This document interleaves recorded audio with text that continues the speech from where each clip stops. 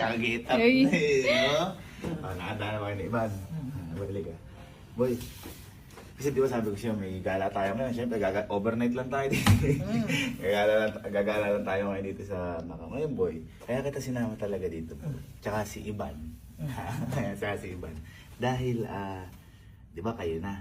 Tsaka di ba yung ginawa ko sa si Taiwan, masakit. Ginawa kita. Kasi boy, gusto kong mapuntahan mo yung unang bansang napuntahan namin nila Papa. Ayan. At ang isa pa, di ba kayo na ni Ivan? Ha?